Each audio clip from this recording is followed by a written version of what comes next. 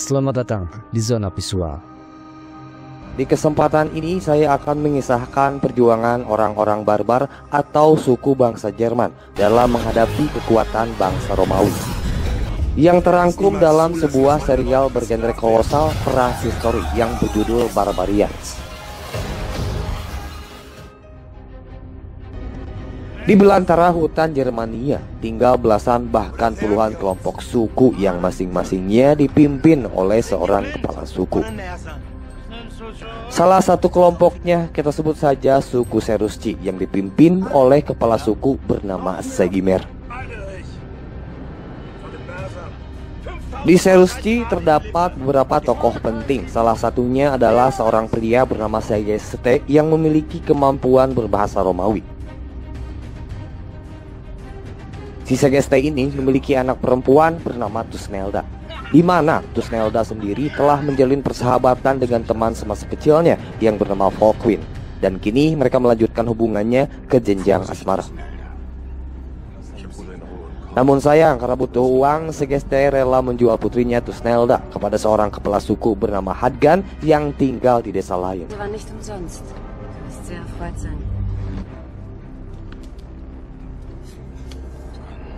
Sie gehört dir noch nicht. Aber ich liebe sie.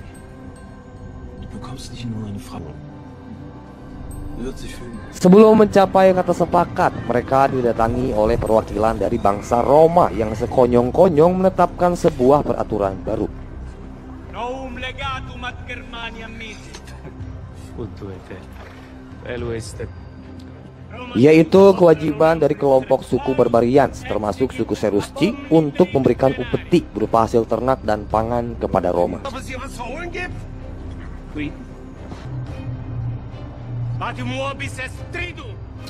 Jelas Segimer sebagai pemimpin di sini merasa keberatan dengan penetapan baru tersebut. Apalagi setelah sekian lama mereka dan Roma telah bersepakat dan membentuk perjanjian untuk berdamai.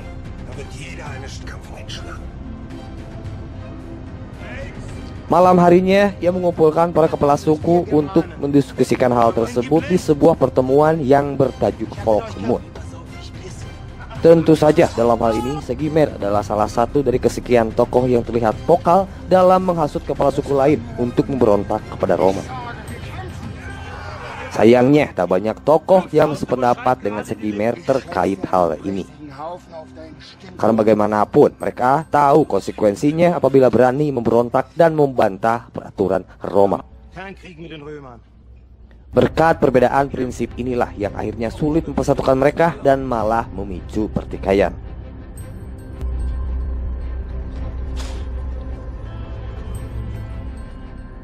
Tiga hari dari sana, perwakilan dari Roma kembali, apalagi kalau bukan untuk menagih janji sesuai dengan apa yang telah mereka terapkan. Namun karena dirasa pemberian ini tak cukup, si perwakilan Roma ini menyuruh Segimer untuk mencium dan sujud kepada simbol elang yang sangat diagung-agungkan oleh bangsa Roma. Dengan terpaksa, Segimer hanya bisa menurut meskipun di tengah-tengah Tusnelda berupaya untuk menghentikan tindakan penghinaan ini. Ngomong-ngomong soal Tusnelda, kita melihat bahwa wanita yang satu ini rupanya dikenal sebagai ahli nujum. Hal itu terbukti dikala ia sering memberikan persembahan kepada para dewa. Oh iya, dan perlu kalian tahu juga kalau bangsa Barbarians ini adalah pemuja dewa-dewi Nordik, sama halnya dengan bangsa Viking.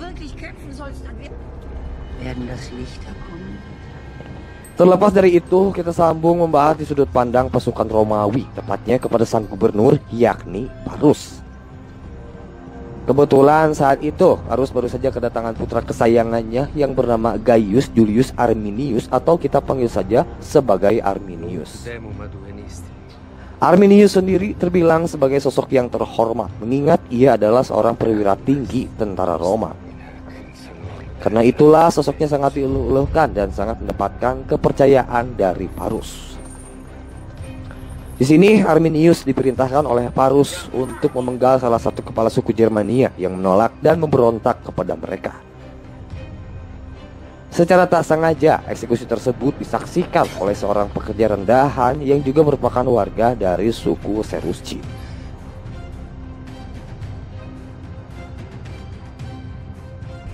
Melihat hal itu, dirinya seakan menaruh dendam atas perilaku kejam yang dilakukan oleh orang Roma tersebut.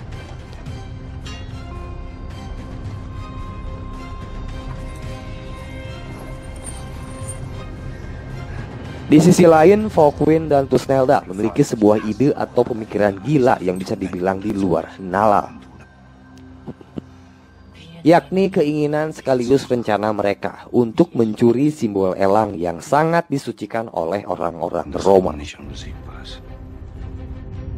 Lantas, apa yang sebenarnya mendasari pikiran mereka untuk berani mencuri simbol elang tersebut? Karena dengan simbol elang ini mereka dapat melecut semangat suku-suku lain untuk lebih berani dan memberontak kepada kekuasaan Roma. Di malam itu, Volkwin dan Tusnelda mengajak dua orang sahabatnya untuk merencanakan aksi mereka. Lalu setelah merencanakan matang-matang dan tentunya dibekali keberanian, mereka berempat mulai bergerak. Tusnelda dan Volkwin akan masuk melalui pintu depan, sementara dua temannya, kita sebut saja Otang dan Mulyana, masuk lewat belakang melalui saluran pembuangan. Kita mulai dulu di arah depan. Tusnelda dan Volkwin berhasil melalui penjagaan dengan dalih bahwa Tusnelda merupakan budak seks yang dipanggil oleh salah seorang pejabat tinggi. Kemudian mereka sampai di sebuah tenda, tempat di mana simbol elang itu berada. Dengan dalih yang sama, mereka pun berhasil menyekap dua orang penjaga yang secara khusus menjaga tenda tersebut.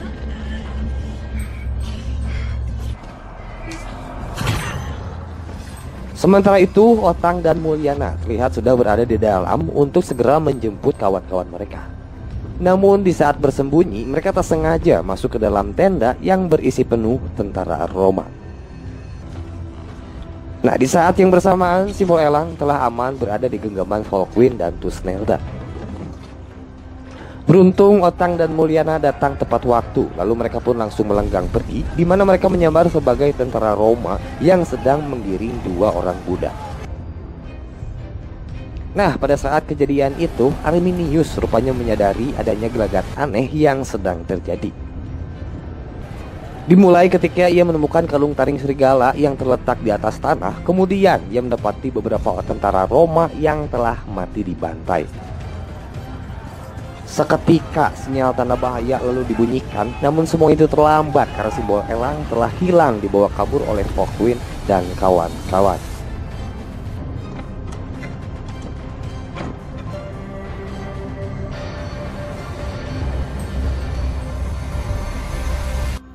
Mengetahui hal itu, jelas Gubernur Parus marah dan tak terima.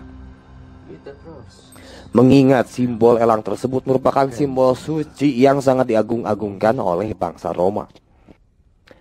Maka dari itu, ia meminta kepada semuanya untuk mencari tahu siapa sosok yang telah berani mencuri simbol elang tersebut.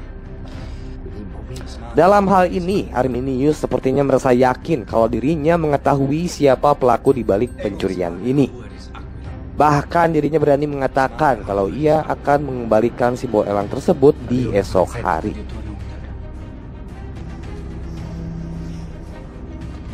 Lalu setelah itu ia pun minta bantuan kepada seorang tentara Roma bernama Talio yang merupakan penduduk asli Germania.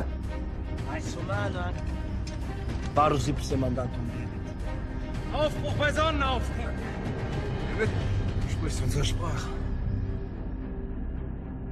Terkait hal ini, penduduk desa suku Cherusci terlihat antusias menyambut keberhasilan Volkwin dan kawan-kawan setelah membawa kabur simbol suci yang menjadi kebanggaan bangsa Roma. Karena dengan itu, mereka dapat menyatukan kekuatan seluruh suku Germania agar lebih berani menentang kebijakan Roma. Zwischen uns und den Römern. Guck sie dir an.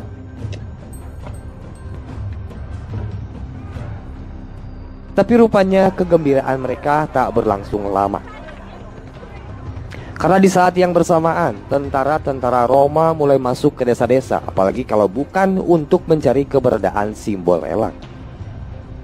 Termasuk seorang Arminius yang kini terlihat tengah berjalan ke arah desa suku Cherusci.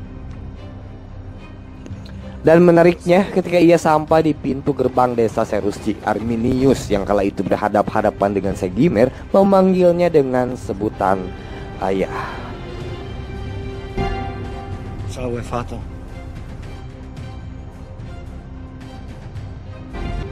Usut punya usut, ternyata Segimer sebenarnya memang merupakan ayah kandung dari Arminius. Lalu kenapa kok bisa Arminius tiba-tiba berubah sosok menjadi seorang prajurit Roma? Jadi gini, beberapa tahun silam, tepatnya ketika Arminius masih seorang bocah kelas 6 SD, dijadikan sebagai alat perjanjian oleh Segimer agar suku-suku di Germania bisa hidup tentram tanpa mendapatkan gangguan atau intervensi dari bangsa Roma.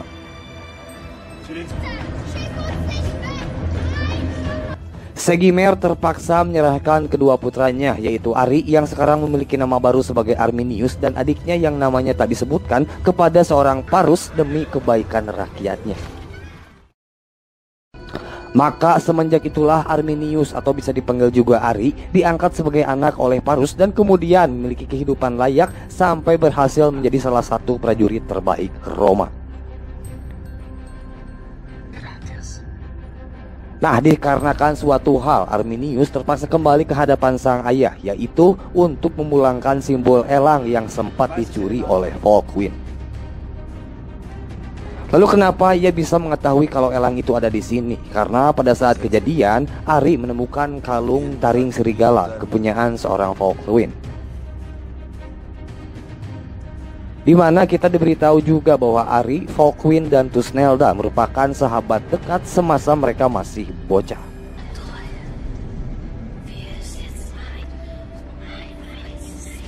Nah, sekarang tujuan Ari datang menemui ayahnya tak lain adalah untuk mencari keberadaan simbol elang. Karena bila hal itu sampai diketahui oleh Parus, bukan tidak mungkin beliau akan meratakan desa suku Cherusci. Yang menjadi masalah di sini, Segimer menolak memberitahu di mana keberadaan simbol elang tersebut. Kemudian situasi di sana diperburuk ketika seorang pemuda bernama Berulf menuntut dendam kepada Arminius setelah Arminius memenggal kepala pamannya.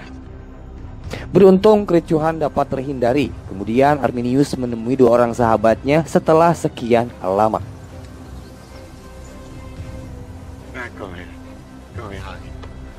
Namun terlepas dari rasa kagumnya, di situ Volkwin merasa kecewa karena bagaimanapun kini Ari datang bukanlah sebagai sosok Ari yang ia kenal.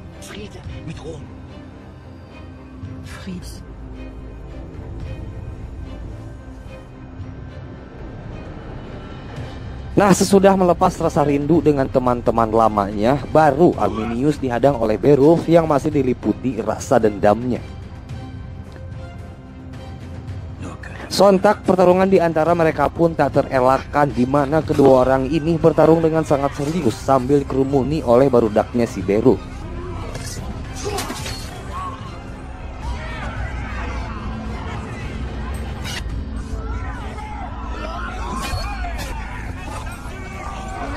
Bahkan keduanya sama-sama mendapatkan luka yang cukup parah sampai berlumuran darah, hingga pada akhirnya Volkwin melerai pertarungan di antara mereka. Meskipun dalam kondisi terluka parah, Ari tak ingin membuang waktu dan mulai fokus kepada tujuan utamanya, yaitu mencari keberadaan simbol elang. Di situ ia sempat terlibat adu mulut dengan Segimer soal keputusan sang ayah yang telah membuangnya kepada bangsa Romawi. Viele Rex haben ihre Kinder gegeben. Ich hatte keine Wahl. Tapi masalahnya bukan hanya itu. Karena di luar, rupanya Berulf masih penasaran untuk bisa membalaskan dendamnya kepada Ari. Lantas Segimer dan Volkwin berusaha mereda amarah seorang Berulf. Lalu tanpa diduga-duga, dari belakang Ari berlari menunggang kuda bersama dengan simbol elang dalam genggamannya. Volkwin yang awalnya bersih tegang dengan Berulf seketika berubah haluan lalu mengejar Ari yang tengah membawa kabur simbol elang. Namun di situ Volkwin sempat terhenti karena terpisahkan oleh tebing yang menjulang tinggi.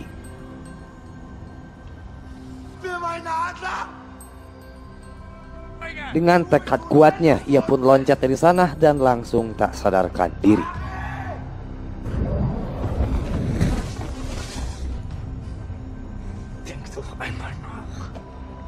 Di luar pembahasan soal kedua orang ini, kita diperlihatkan bahwasannya Segeste, ayahnya si Tusnelda, telah berkhianat pada saat dirinya melaporkan soal pencurian simbol elang kepada Parus. Karena rupanya Segeste diam-diam memiliki ambisi untuk bisa menjadi seorang kepala suku. Untuk membuktikan hal ini, Parus dan anak buahnya langsung bertolak ke desa suku Serusci. Otomatis dengan begitu, semua orang termasuk Segimir mengetahui kalau Segeste telah mengkhianati mereka.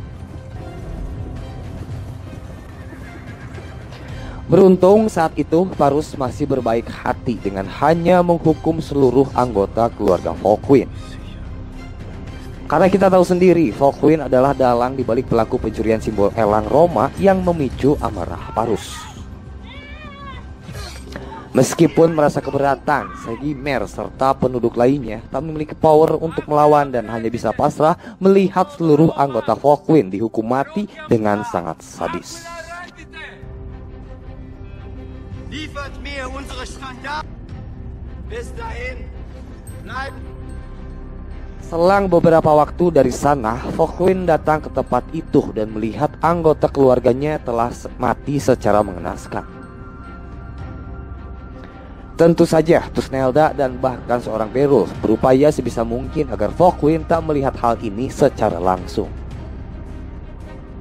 Sekali lagi Volkwin dibuat pingsan dan langsung dibawa oleh Borup sejauh mungkin, karena bagaimanapun saat ini Volkwin telah menjadi buronan yang diincar oleh bangsa Romawi.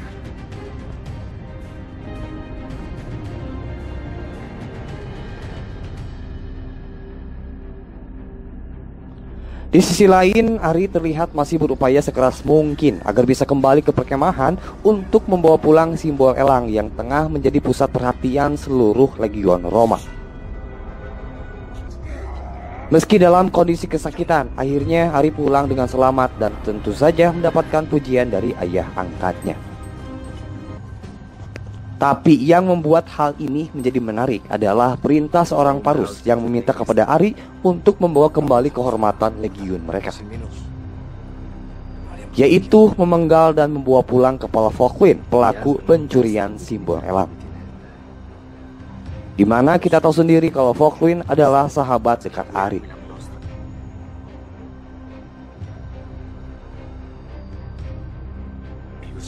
Meskipun berat mau tak mau, Arminius terpaksa harus melaksanakan perintah tersebut, dan di sini ia akan ditemani oleh salah seorang perwira lain. Kita panggil saja dengan sebutan Metellus.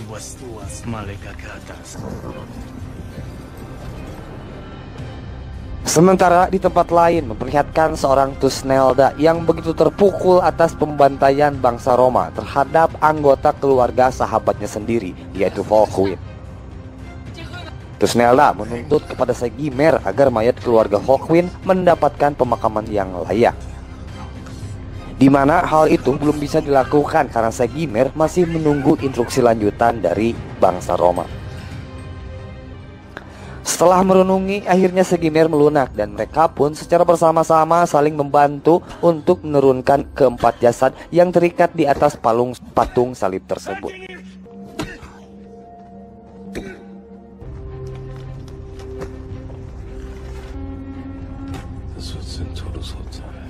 Lalu tak lama kemudian pasukan Roma yakni Arminius dan Metellus datang ke sana yang bertujuan untuk mencari informasi terkait keberadaan Volkwin.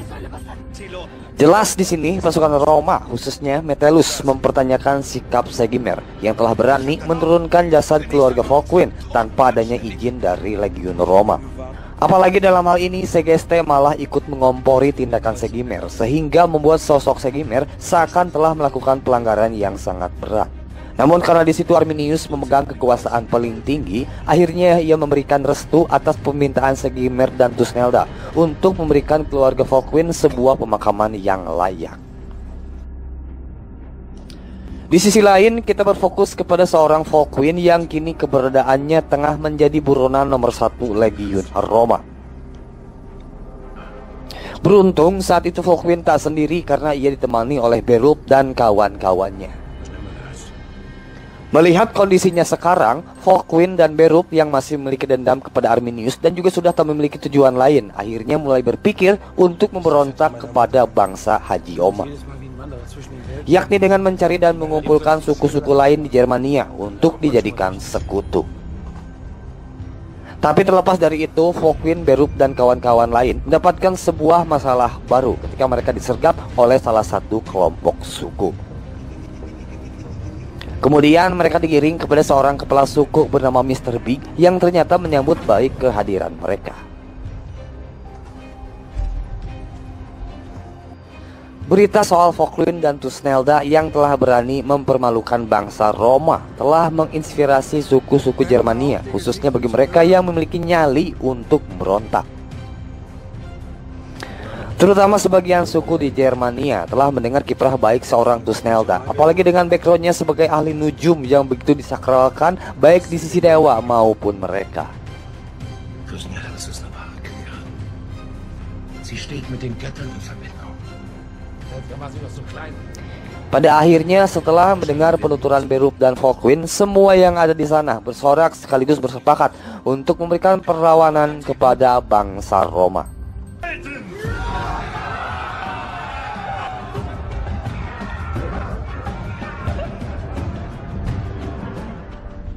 Tapi sepertinya hal ini hanya bersifat sementara. Karena di malam hari ketika Volkwin dan kawan-kawan beristirahat, mereka menyadari adanya sesuatu yang tidak beres. Benar saja, tak lama kemudian Mr. Big dan anak buahnya muncul seketika dan tiba-tiba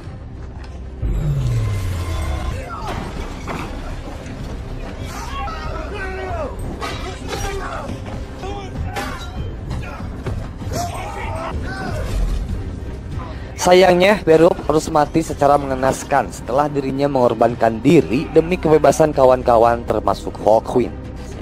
Sementara Mr. Big sendiri memiliki alasan kuat untuk membelot setelah dirinya kepincut dengan bayaran Roma terhadap kepala Volkwin. Wenn du glaubst, du seist ein...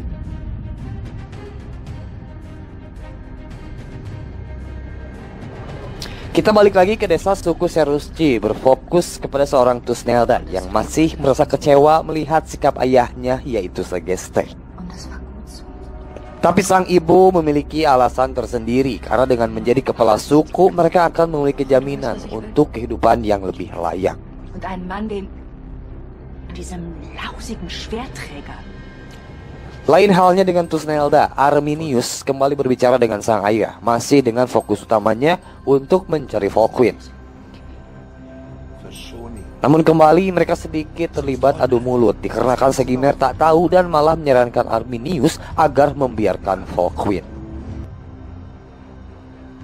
Di malam ini seluruh penduduk desa suku Cherusci berkumpul di lapangan untuk menggelar pengkremasian jasad anggota keluarga Volkwin.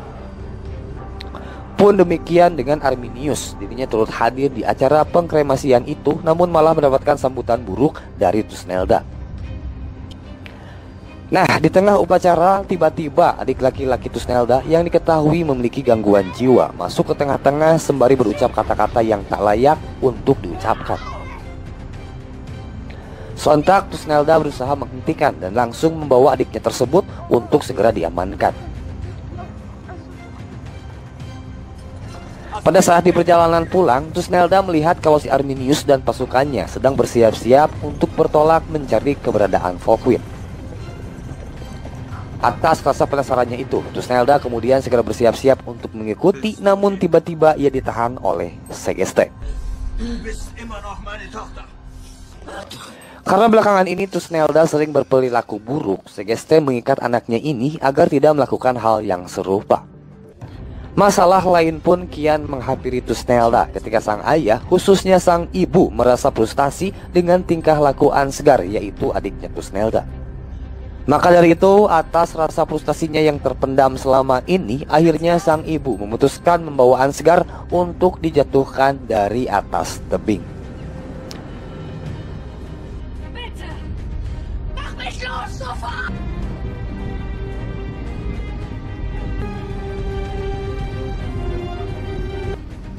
Namun beruntung, Tusnelda datang tepat waktu dan mengutuk perbuatan sang ibu yang tega memperlakukan hal buruk kepada anaknya sendiri.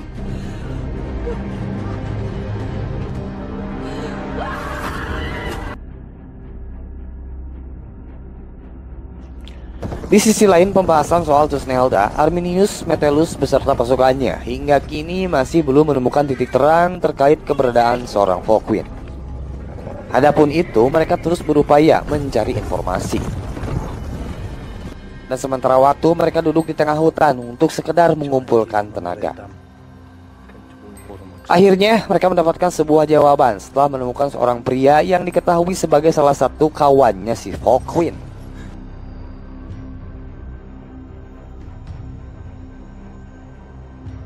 Karena di sisi lain, Volkwin dan keenam sisa kawannya memutuskan bersembunyi di sebuah tempat sakral bernama Negeri Kegelapan yang sering digunakan oleh orang-orang untuk memberikan persembahan. Di mana si pria itu merasa ketakutan untuk masuk ke tempat tersebut dan malah kembali hingga ditemukan oleh pasukannya Arminius.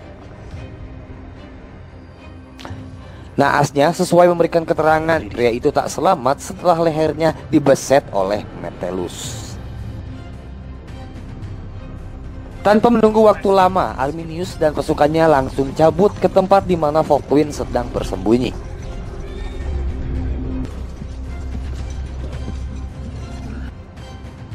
Ketika itu, Volkwin dan keenam orang kawannya sedang duduk menikmati hangatnya api unggun dan langsung terkaget-kaget setelah menyadari keberadaan pasukan Roma.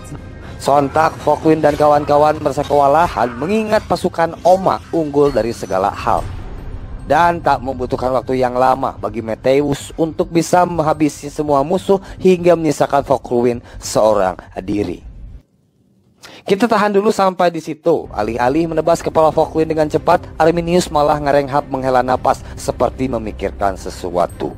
Bak sambaran petir melihat Arminius ketika menghabisi anak buahnya sendiri jelas membuat Volkwin merasa rewas karena ia berpikir sebentar lagi akan merasakan kematiannya.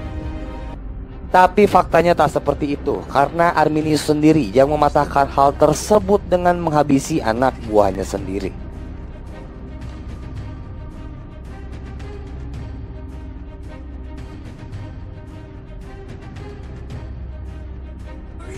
Meskipun mangkir dari tugasnya, tak semata-mata mengartikan bahwa Arminius telah beralih pihak dan kembali pada habitatnya sebagai bagian dari Barbarians. Yang ada hingga titik ini, Arminius masih menyerahkan seluruh hati dan jiwa raganya untuk Roma. Terkait hal ini, Tusnelda yang kebetulan ada di situ mencoba untuk meyakinkan atau menghasut Arminius agar bersedia kembali menjadi seorang Barbarians. Walau dibegitukan, tetap saja Arminius tak berubah pikiran dan kukuh pada pendiriannya. Kemudian ia membawa kepala salah seorang temannya Volkwin kepada sang ayah karena bagaimanapun Parus tidak mengetahui wajah Volkwin yang sebenarnya.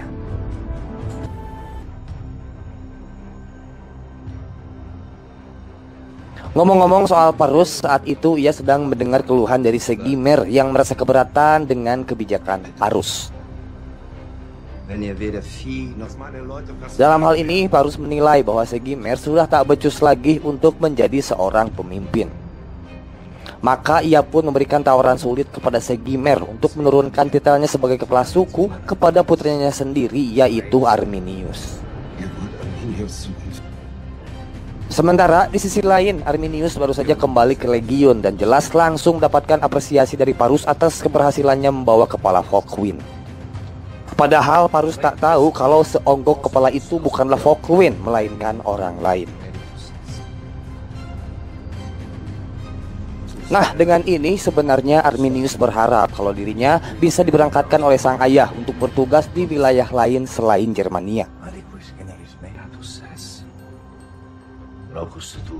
Tapi faktanya tak demikian, karena ternyata Parus sendiri berkeinginan agar Arminius bertransformasi jadi seorang kepala suku, sekaligus suku Roma menggantikan posisi ayah kandungnya, yaitu Segimer.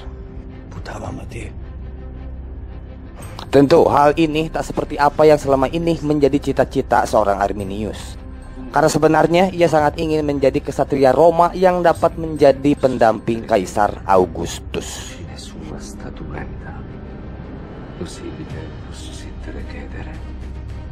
Bersamaan dengan ini, di tempat lain kita melihat seorang Segimer nampak seperti putus harapan dan pasrah dengan kenyataan bahwa dirinya harus rela melepaskan posisinya sebagai kepala suku.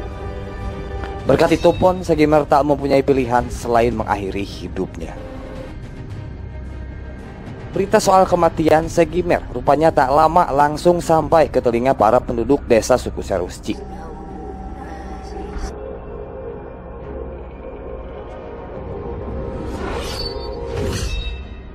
Segeste yang mengetahui hal itu mencoba memanfaatkan situasi dengan mengklaim bahwa dirinya akan maju sebagai kepala suku. Maka dengan maksud memikat dan mengambil kepercayaan para penduduk desa, sore itu Segeste mengundang para penduduk ke aulanya untuk sekedar berpesta pora. Über euren Feuern wird immer eine Speise. Di saat yang bersamaan, Arminius perlahan-lahan mulai menerima kenyataan bahwa dirinya mau tak mau harus meneruskan kiprah ayahnya sebagai kepala suku Serusci. Meski awalnya berat dan masih tak terima, Arminius mampu bangkit dan bahkan kini telah merubah penampilannya layaknya sebagai seorang barbarians. Dengan itu, ia menggait pasukannya Talio untuk memperkuat desa suku Serusci. Tapi ternyata bukan hanya itu tujuan utamanya, karena dibalik itu Arminius diam-diam mulai mempertimbangkan untuk memberontak kepada Roma. Entah apa yang mendasari hal ini, yang pasti Arminius telah menghasut seorang Talio untuk memberontak bersama dirinya.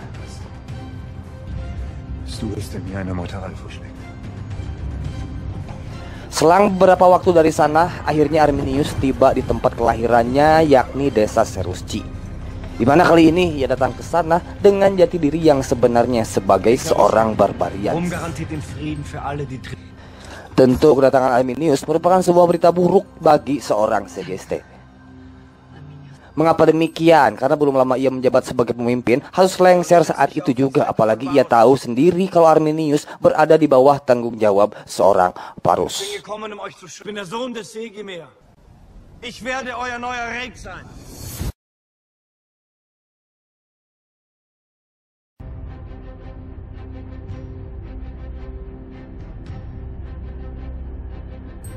Sementara di sisi lain kita belum mengetahui kelanjutan dari ambisi seorang Focwin dan Tusnelda yang masih berusaha keras untuk bisa memberontak kepada bangsa Roma.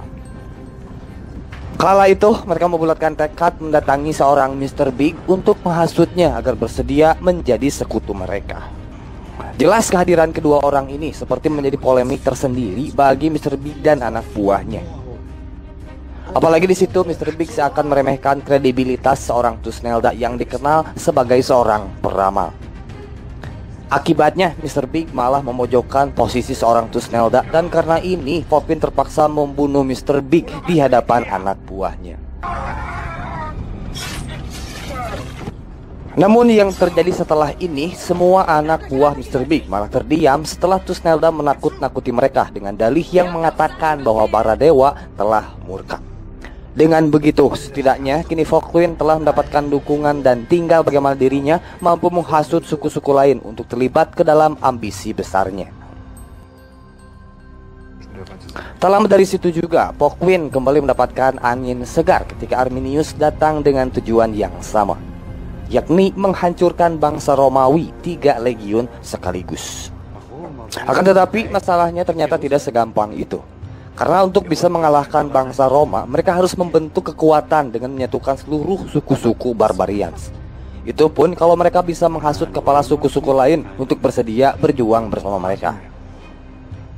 Ditambah lagi, kepala suku-suku lain tak semudah itu mau berjuang bersama Arminius yang mereka ketahui sebagai bagian dari Roma. Maka terpintaslah sebuah ide dari seorang Arminius, yakni pernikahan antara dirinya dengan Tusnelda.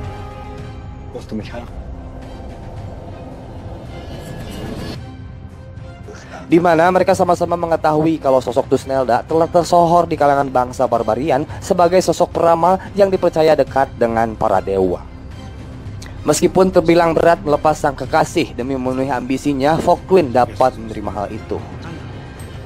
Tapi untuk sementara Focwin akan berkelana seorang diri, karena kalau ia kembali ke desa suku Serusci, takutnya malah dilaporkan oleh Segeste.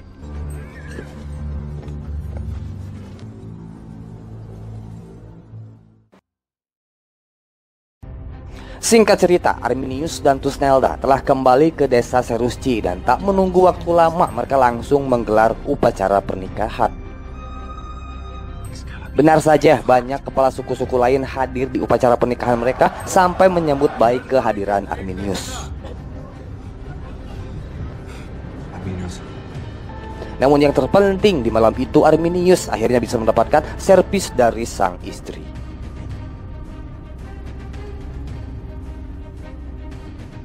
Lain halnya dengan Arminius, Foclwyn malah mendapatkan nasib sial ketika dirinya ditangkap oleh tentara Roma yang sedang berpatroli.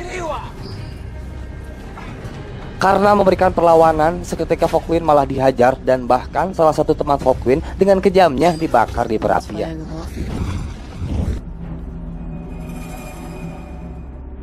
Nah, rupanya berita ini diketahui oleh Arminius dan Tusnelda. Namun di situ mereka salah paham dan percaya kalau orang yang gosong itu adalah Foclwyn. Padahal kenyataannya saat ini Foclwyn sudah dibawa ke Legiun Roma untuk dijadikan seorang budak. Masih berfokus kepada Arminius dan Tusnelda, keesokan harinya mereka menghadap kepada seorang Parus untuk mengumumkan berita soal pernikahan mereka. Tentu saja Parus ikut berbahagia, apalagi melihat anak angkatnya telah memiliki seorang istri cantik seperti Tusnelda. Namun bukan ini yang menjadi poin pentingnya, karena saat ini Parus sedang dipusingkan oleh satu masalah terkait beberapa suku barbar yang menolak memberikan upeti. Maka ia meminta kepada Arminius untuk menangani masalah ini dengan merebut anak dari masing-masing kepala suku. Jelas hal itu bukanlah perkara yang mudah untuk dilakukan. Tapi sepertinya Arminius tetap akan menuruti perintah sang ayah, meskipun balik itu ia memiliki rencana lain.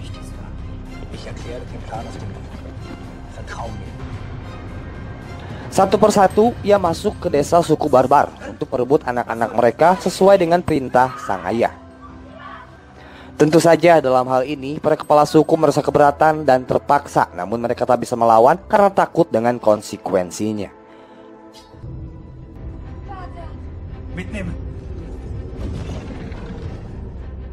Tak lama dari situlah diadakan Folkmoot, sebuah pertemuan antar kepala suku di mana Arminius langsung menjadi sasaran amarah dari para kepala suku. Namun Arminius tak gentar karena dibalik itu ia masih menyimpan opininya terkait apa yang sebelumnya ia lakukan terhadap mereka. Disinilah momen di mana Arminius mengumumkan alasannya mengapa ia tega merebut anak-anak mereka. Dengan berkata bahwa kalian tak cukup memiliki keberanian dan hanya berdiam diri saja melihat putra-putra kalian sendiri direbut seenaknya oleh bangsa Roma. Semua itu dapat berakhir saat ini juga apabila semuanya bersatu, menyatukan kekuatan dan melawan. Terlepas dari itu, anak-anak mereka sebenarnya masih selamat dan tak diserahkan kepada Roma. Lalu disitulah semangat mereka mulai bangkit, bergejolak, dan seketika semua orang menyuarakan suara perlawanan.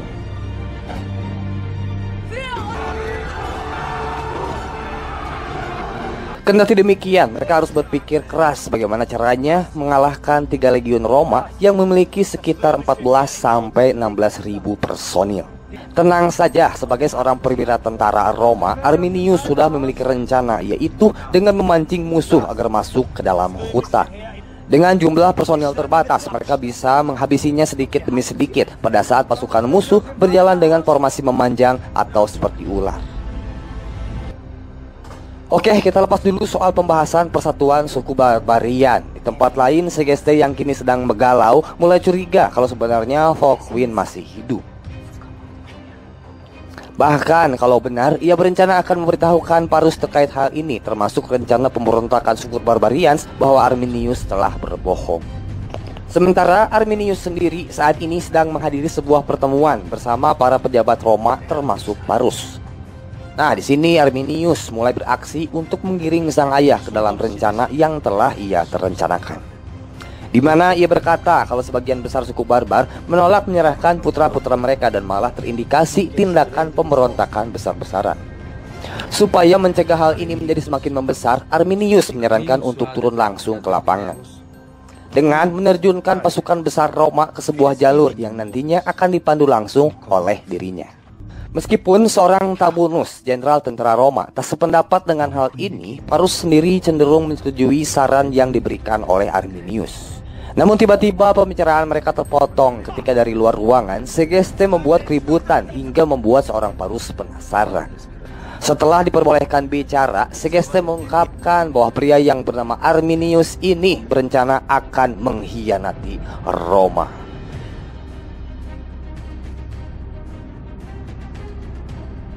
Berkaitan dengan hal ini, hingga saat itu Parus tak sedikit pun menaruh rasa curiga, karena bagaimanapun ia sangat menyayangi dan percaya terhadap putranya tersebut. Bahkan ketika diberitahukan oleh Segeste soal rencana pengkhianatan Arminius, Parus malah menutup mata dan tetap menaruh kepercayaan sebesar-besarnya kepada sang anak. Dengan begitu, Parus kembali kepada rencana awal yang telah disiapkan oleh Arminius, yakni menerjunkan seluruh legiun Roma untuk membabat habis para pemberontak suku-suku yang berada di wilayah Petera.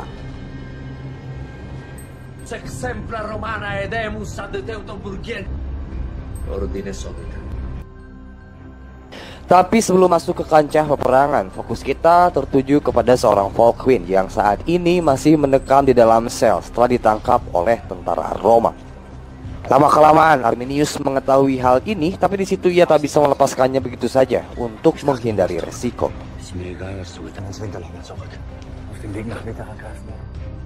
Singkat cerita, sekitar 17.000 pasukan Roma telah dikerahkan, di mana saat itu mereka dipimpin langsung oleh sang gubernur, termasuk seorang Arminius. Meskipun memiliki personil sampai belasan ribu, barisan pasukan Roma berjejer dengan sangat rapi hingga terlihat seperti membelah belantara hutan.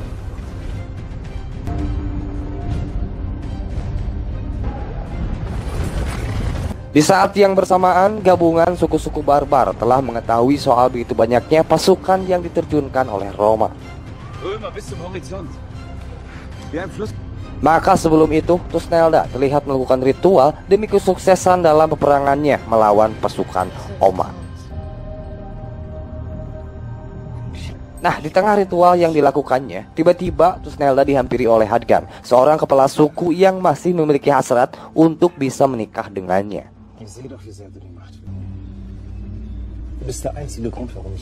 Jelas Tusnelda tak segampang itu menyetujui keinginan Hadgan, apalagi saat ini perhatiannya hanya tertuju ke kancah perang yang telah menanti di depan mata.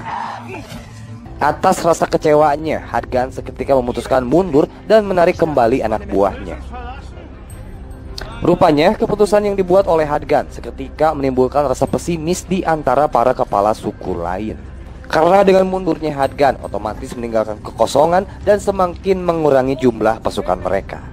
Tetapi Tusnelda tak begitu saja membiarkan hal itu. Dengan semangat yang membara dalam dirinya, ia membakar hasrat para pemimpin lain untuk lebih percaya dan yakin kalau mereka bisa mengalahkan Roma. Bahkan di situ Tusnelda menyayat satu bagian matanya untuk memperlihatkan bahwa di sini ia rela mengorbankan hal yang paling berharga, sama halnya dengan apa yang dilakukan oleh dewa mereka, yaitu Odin. Maka untuk kedua kalinya semangat mereka kembali mengembara dan siap memberikan perlawanan menuju kemenangan.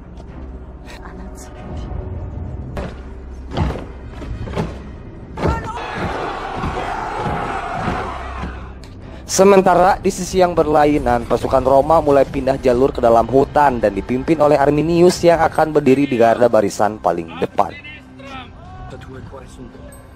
Sebelum itu, tak lupa Parus menyampaikan kalimat penyemangat untuk sang anak, di mana pembicaraan ini sekaligus menjadi pembicaraan terakhir mereka sebagai seorang ayah dan anak.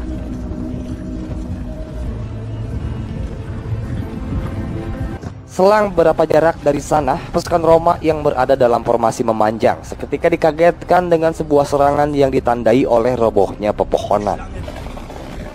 Sontak hal itu membuat pasukan mereka terpecah belah. Apalagi bersamaan dengan itu pula, pandangan mereka terhalang oleh asap yang cukup tebal.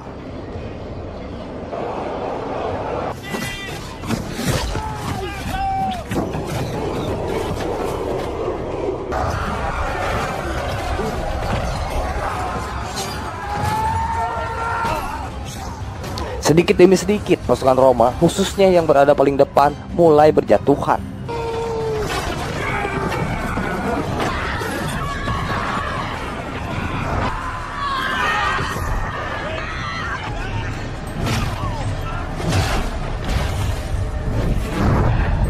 Disinilah Arminius secara resmi mulai menampakkan diri dengan jati diri yang sebenarnya sebagai bagian dari suku Barbarians.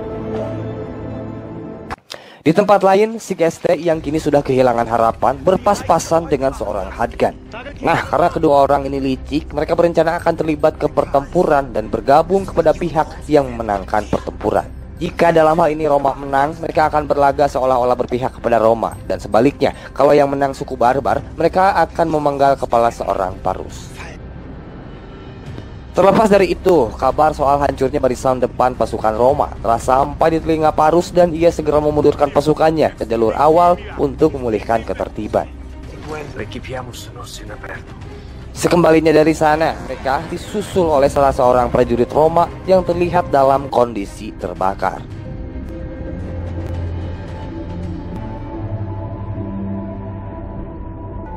Nah, seketika api itu mulai menyebar dan membentuk sebuah formasi seakan menjadi sebuah pagar penghalang hingga memecah belah pasukan Roma.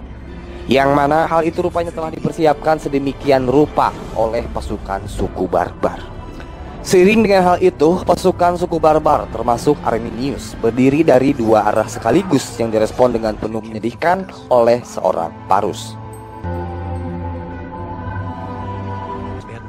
Maka disinilah perang antara Roma melawan suku barbar mulai berkecamuk, yang lengkapnya kita saksikan bersama-sama.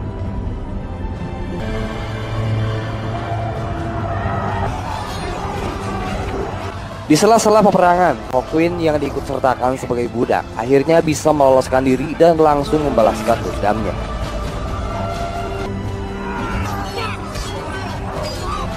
Unbedingt die eigene Ordnung macht.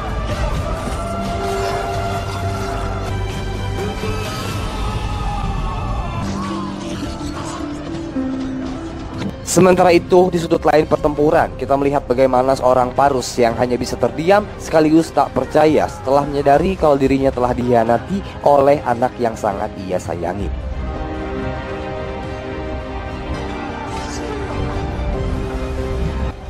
Sembari melepas baju jirahnya, Parus turun dari kuda, mengambil pedangnya, lalu menancapkan pedang itu ke tubuhnya sendiri, tepat di hadapan Arminius.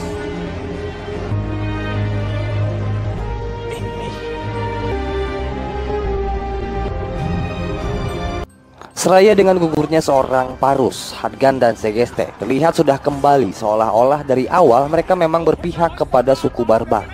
Layaknya seorang pahlawan, Segeste memenggal kepala seorang Parus yang telah mati sembari mengatakan bahwa kemenangan berada di pihak mereka. Dengan ini, pasukan Roma akhirnya terkalahkan dan sebagian dari mereka mundur karena tak sanggup menghadapi perlawanan suku barbar. Adapun itu, Thusnelda menganggap kalau saat ini Arminius layak untuk dijadikan sebagai raja suku barbar. Akan tetapi di sini kita jangan sampai melupakan sosok Hawkwind yang dari awal berperan sebagai sosok utama penyatuan suku barbar. Namun sepertinya Hawkwind masih merasa kecewa, apalagi ia mengetahui kalau sang kekasih Thusnelda telah menyerahkan hatinya kepada Arminius. Bahkan Hawkwind menegaskan kalau dirinya tak menerima apabila Arminius harus menjadi raja mereka. Meskipun di teori titel sebagai pangeran, tetap saja Hawkwind menolak dan akan membunuh Arminius dengan tangannya sendiri bila hal itu harus terjadi. Dann würde ich der Erste nicht tun. Wenn du der König aller Stämme wirst.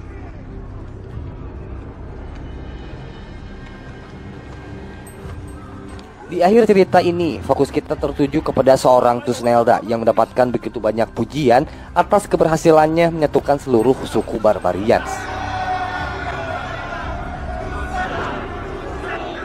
Tetapi poin utamanya bukan di situ, karena di sela-sela kebahagiaannya, Thusnelda melihat keberadaan serigala. Di mana hal itu mengartikan sebuah pertanda buruk yang diperlihatkan oleh para dewa.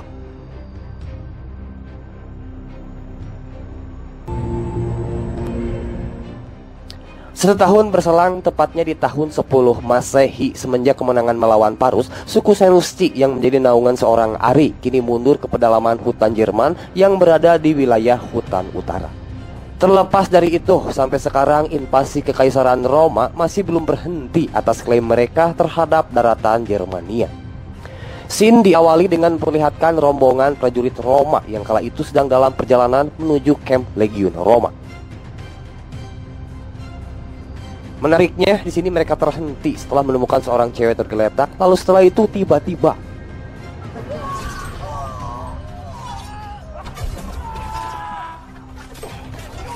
penyergapan seperti ini seringkali dilakukan oleh Ari bersama kelompoknya. Hal ini dilakukan supaya mereka dapat meraup keuntungan dengan mengambil harta benda yang dimiliki oleh prajurit Roma. Namun dibalik itu, Ari menyadari bahwa saat ini Roma tengah membangun kekuatan besar sehubungan dengan ambisi Kekaisaran Roma untuk menduduki dan menguasai seluruh daratan Germania. Otomatis dengan begitu, Ari sadar bahwa tak lama lagi mereka akan dihadapkan dengan mara bahaya dan tentunya peperangan. Di balik itu semua, Ari saat ini sudah memiliki seorang momongan bernama Tumelikus, hasil dari hubungannya bersama Thusnelda. Bahkan desa suku Cherusci kini terlihat berkembang pesat setelah Ari maju sebagai raja mereka. Tapi bagaimanapun, suku Barbarians masih belum membuang ciri khas primitif mereka, tertinggal oleh bangsa Roma yang memiliki peradaban jauh lebih modern. Lalu bagaimana dengan nasib seorang Volkwin? Untuk itu nanti saya jelaskan seiring dengan jalannya cerita. Sementara Segeste dan istrinya kini sudah diasingkan atas pengkhianatan mereka. Kendati demikian, untuk sekarang perhatian seorang Ari hanya terpaku kepada ancaman bangsa Roma yang tak lama lagi datang menghampiri mereka. Kemudian Ari duduk bersama kepala suku-suku lain untuk mendiskusikan bagaimana langkah mereka dalam menyikapi hal tersebut. Dalam hal ini, Ari merasa tak cukup apabila hanya menyatukan suku Marsi, suku Lombard, dan suku Cherusci untuk menghalau kehadiran Legiun Roma di tanah Germania. Adapun sebuah suku bernama Marcomanni yang memiliki total pasukan 7.000 personil dipastikan menolak karena kepala suku mereka yang bernama Marbod atau Marbod Masjid memiliki hubungan baik dengan bangsa Roma. Namun apapun keputusannya, Ari mengutus Talio ke desa Marcomanni untuk mengundang Marbod berdiskusi. Di sisi lain, Legiun Roma telah mendirikan kamp besar di daerah hutan Germania yang berdekatan dengan tepi sungai. Legiun Roma tersebut dipimpin oleh komandan besar bernama Tiberius yang diutus secara langsung oleh sang kaisar Romawi, yaitu Augustus. Peran seorang Tiberius di sini tak main-main, di mana beliau ini merupakan seorang komandan yang memiliki otoritas tertinggi kedua di bawah kaisar Roma. Dan juga ia pun memiliki otoritas penuh atas seluruh legiun, di mana hanya seorang kaisar yang mempunyai kuasa seperti layaknya demikian. Itu artinya Kekaisaran Roma sangat serius untuk bisa menduduki Germania sebagai tanah jajahan mereka. Di bawah seorang Tiberius diisi oleh seorang perwira bernama Germanicus yang juga sebagai putranya Tiberius. Nah, sampai saat ini Tiberius masih belum melakukan pergerakan atau upaya apapun karena ia masih menunggu pasukan tambahan. Namun yang menarik di sini adalah keberadaan seorang perwira bernama Pelapus Quintilus Parus yang bisa kalian tebak ternyata Pelapus adalah adik dari seorang Ari. Karena seperti yang kita tahu, Pelapus dan tentunya Ari, sang kakak, telah menjadi bagian dari Kekaisaran Roma semenjak diangkat anak oleh Parus.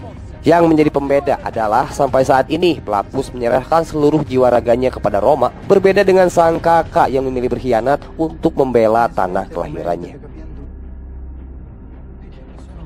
Nah, terkait hal itu, Pelapus diterjunkan ke sana tak lain adalah untuk menjalani sebuah misi, yakni menangkap dan menghukum kakaknya sendiri.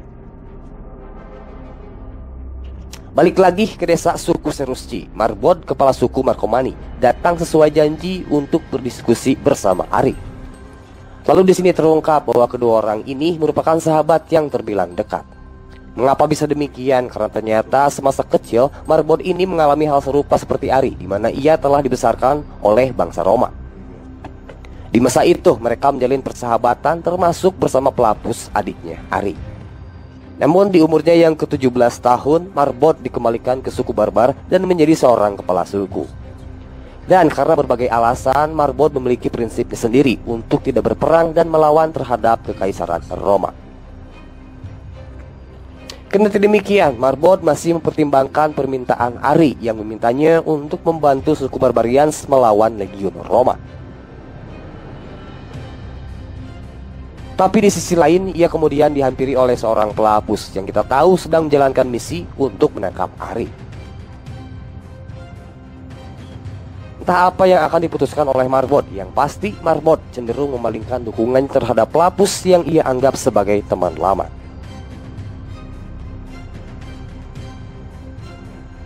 Secara kebetulan, seluruh kepala suku Barbarians tengah menanti pertemuan bertajuk Kolkmut yang biasa dilakukan kalau memang ada hal penting yang harus dimusyawarahkan.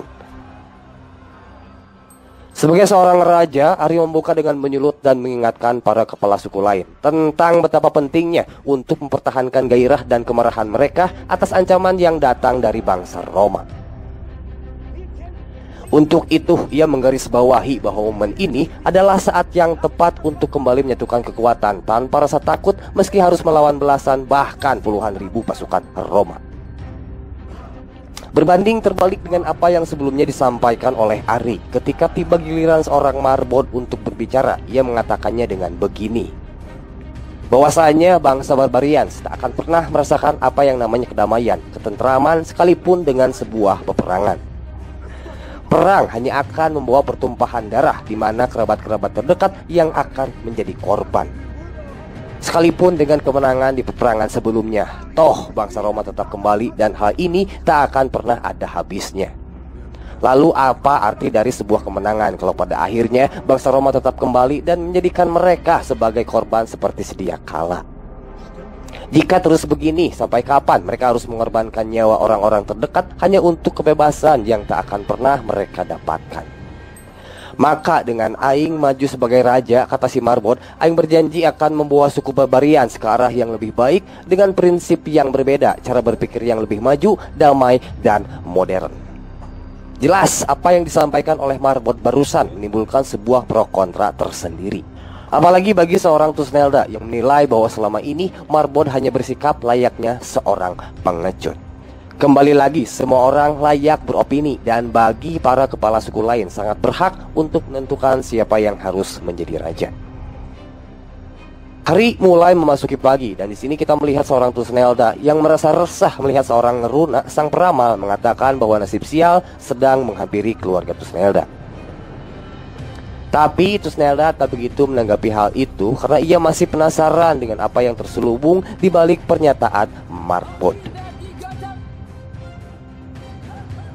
Ari menilai bahwa Marbod seperti sudah dipengaruhi oleh seseorang. Karena itu ia segera menyusul keberadaan Marbod yang sedang dalam perjalanan pulang menuju desa Markomani. Marbod jelas memiliki alasan mengapa ia muncul dengan prinsip seperti itu. Karena pada dasarnya, apa yang menjadi prinsip seorang Ari berbanding terbalik dengan prinsipnya selama ini. Nah, di sela pembicaraan itu, tiba-tiba kita dikagetkan dengan kemunculan seorang Pelapus yang jelas membuat Ari bertanya-tanya. Dinaungi dendam antara mereka, khususnya seorang Pelapus, tanpa basa-basi kedua adik kakak ini langsung menghulus pedang dan terlibat dalam pertarungan. Sembari melontarkan rasa kekecewaan masing-masing, kedua orang ini bertarung dengan hebat hingga saling menjatuhkan. Namun ketika tiba saatnya Ari mengungguli pertarungan, dari arah belakang Marbod membawa seonggok batu dan menghantamkannya ke kepala Ari.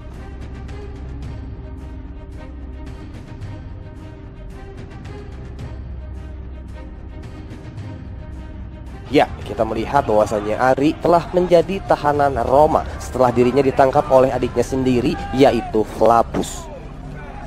Hal ini sekaligus mempertegas bahwa di belakang Marbod telah menjalin kerjasama dengan seorang Flaccus. Otomatis keberadaan Ari di sana mengundang amarah dari para prajurit Roma atas pengkhianatan yang sebelumnya ia lakukan terhadap kekaisaran. Tak hanya disemprot dengan berbagai hinaan, mereka memukuli dan bahkan melempari Ari dengan sayuran buruk sampai terlihat babak belur. Maka dengan demikian Ari dijebloskan ke dalam penjara. Sementara Tiberius, komandan Roma, tak begitu terkesan dengan penangkapan Ari karena ia masih mengkhawatirkan ancaman dari suku barbar lain yang mungkin akan bergejolak atas penangkapan ini. Tersirat kabar bahwa saat ini Tiberius tengah menunggu kedatangan Marbod yang disinyalir akan membentuk aliansi bersama mereka. Di satu sisi, hingga kini Tusnelda masih belum mengetahui perihal nasib suaminya yang sudah menjadi tawanan Roma. Kemudian ia mulai menemukan jejak Ari di mana kuda yang biasa ditungganginya jatuh tergeletak bersamaan dengan ditemukannya lumeran darah. Karena penasaran, bersama Talio ia langsung datangi tempat tinggalnya Marbod untuk meminta penjelasan. Jelas di sini Marbod tak berkata jujur dengan mengatakan bahwa Ari telah ditangkap secara paksa oleh prajurit Roma. Meski belum mengetahui secara pasti apakah sang suami masih hidup atau tidak, setidaknya Tusnelda mendapatkan kejelasan bahwa suaminya itu sedang ditahan di kamp Roma.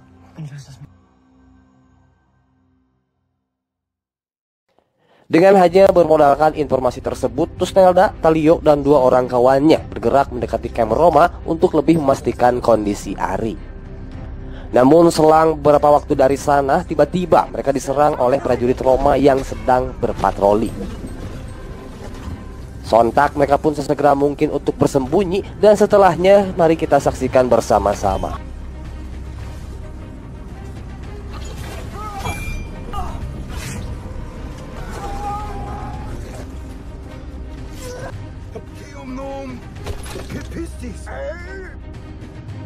Hal ini kemudian membuat Talio dan beberapa kepala suku lainnya hilang harapan atas keselamatan Ari.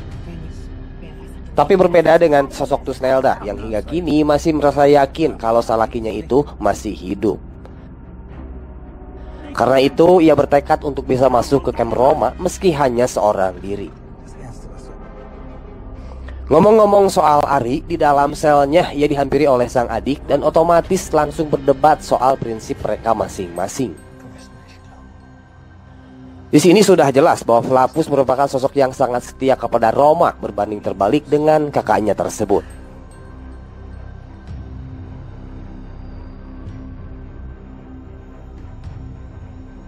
Nah, pada malam hari, Ari yang kala itu sedang meratapi nasibnya benar-benar dibuat terkejut ketika menyadari kalau ia sedang dijaga oleh seorang pemuda. Lalu siapakah sosok pemuda itu sehingga membuat Ari begitu tercengang dan langsung mengajaknya berbicara? Pemuda tersebut bernama Gaius yang ternyata merupakan putra sulung Ari semasa Ari masih mengabdi di Kekaisaran Roma.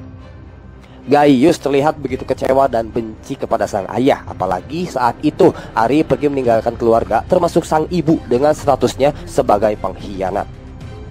Sepeninggal sang ayah, Gaius dan sang ibu, dalam hal ini istrinya Ari, hidup dalam garis kemiskinan dan dicap sebagai aib Roma. Beruntung Gaius masih mempunyai sosok paman yakni Flavius yang selalu berbaik hati membawanya kemanapun Flavius pergi. Itulah mengapa Gaius sangat membenci keberadaan sang ayah dan bahkan kini ia sudah tak menganggap Ari sebagai ayahnya sendiri. Cukup segitu pembahasan soal Ari, kita kembali ke sosok Tusnelda yang kini terlihat sedang memutar otak memikirkan bagaimana caranya agar bisa masuk ke dalam kamp Roma.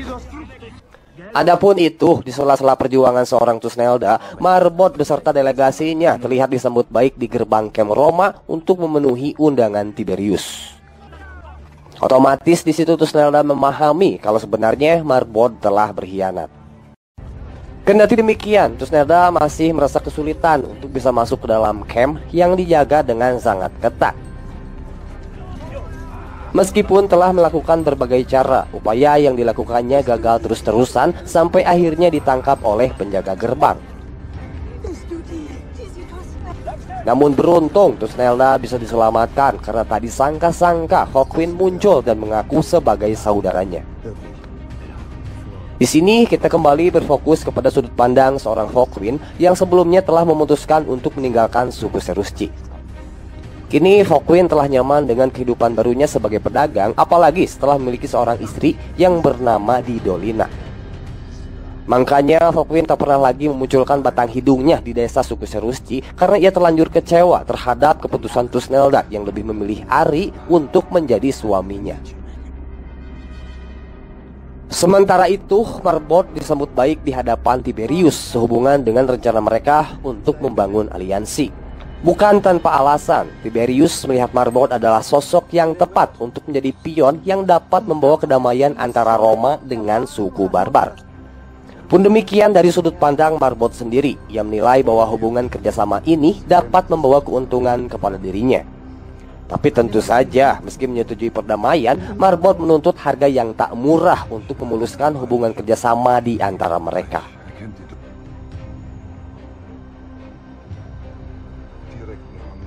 Terlepas dari itu, seusai pembicaraan, Marbod istirahat di dalam tenda, lalu dihampiri oleh seorang pelafus.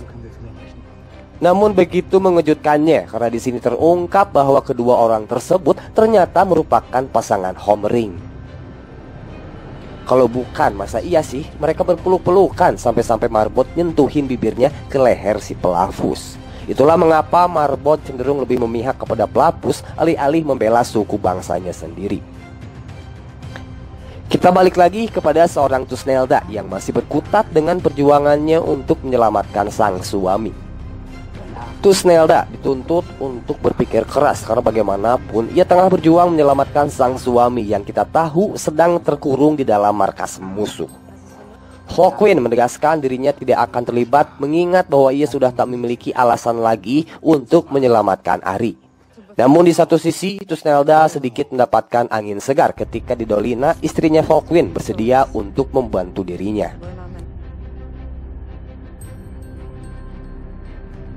Baru keesokan harinya, mereka berdua mulai beraksi, diawali dengan Didolina yang mendemonstrasikan barang dagangannya. Lalu kemudian secara tadi duga-duga, Volkwin menyambung dengan mengajak ribut salah satu prajurit Roma. Otomatis di situ Thusnelda paham kalau Volkwin sengaja melakukan hal tersebut untuk menggiring mereka ke tempat di mana Ari sedang dikurung. Dan benar saja, sesampainya di sana mereka langsung beraksi, di mana Volkwin dengan cepat membalikan keadaan disusul oleh Thusnelda dan Didolina yang segera melepas borgol Ari. Tapi masalah tak berhenti sampai di sini. Bukan hanya Plapius yang sedang berjalan ke arah sana, Gaius anaknya Ari seketika muncul dan langsung dibekap oleh Volkwin. Nah, yang menjadi masalah ketika Gaius dilepaskan, ia tiba-tiba menyerang Didolina sampai membuatnya tersungkur. Sontak Gaius langsung dihajar dan Ari meminta mereka untuk melarikan diri terlebih dahulu. Secara hati-hati, Volkwin, Thusnelda, dan Didolina menyelinap sampai akhirnya berhasil keluar dengan menggunakan kereta kuda yang mereka tumpangi. Sementara di satu sisi, Ari sedang berjibaku menghadapi perlawanan Flappus yang tak sengaja memergoki dirinya pada saat hendak melarikan diri. Beruntung kali ini Ari mampu memenangkan pertarungannya sehingga ia dapat pergi menunggangi kuda bersama seorang Gaius di pangkuannya. Namun sebelum hendak melewati penjagaan, salah seorang prajurit menyadari kalau Ari melarikan diri setelah Flappus ditemukan dalam kondisi terikat. Sontak saja Ari segera melucut kuda sekencang-kencangnya disertai oleh teriakan prajurit Roma untuk menyiapkan senjata.